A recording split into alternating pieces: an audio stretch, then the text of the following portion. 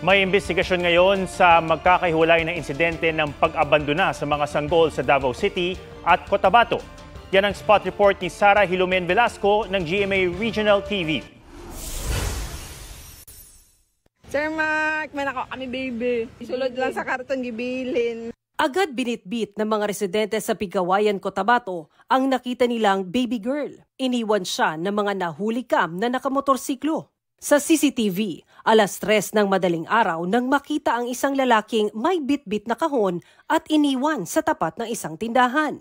Maya-maya, agad siyang umangkas ng motorsiklo at mabilis silang umalis. Natakot pa ang may-ari ng tindahan dahil inakalang bomba ang laman nito hanggang sa nakarinig sila ng iyak. Agad dinala sa Municipal Social Welfare and Development Office ang sanggol na tinatayang nasa 2 oras pa lang daw mula nang ipinanganak. Hinahanap na rin ng pulisya ang ina at ang nag-iwan sa sanggol.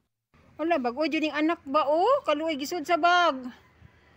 Kaluoy. Baby boy sa paper bag naman ang inabandona sa isang compound sa Davao City. May mga dugo pa sa ulo at hindi maayos ang pagkakaputol sa umbilical cord nito. Kalakip ng bag ang sulat mula sa ina ng sanggol na nagsabing hindi pa raw niya kayang palakihin at alagaan ang anak. Kaya niya iniwan at humingi ng tawad sa pagpapasa ng responsibilidad. Hiling din niya na huwag palitan ang pangalan ng sanggol na inilagay niya sa liham.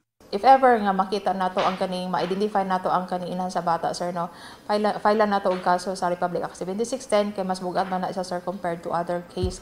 And then sa pagkakaroon, sir, stable na ang sa bata, kondisyon sa bata. Sara Hilomen Velasco ng GMA Regional TV nagbabalita para sa GMA Integrated News.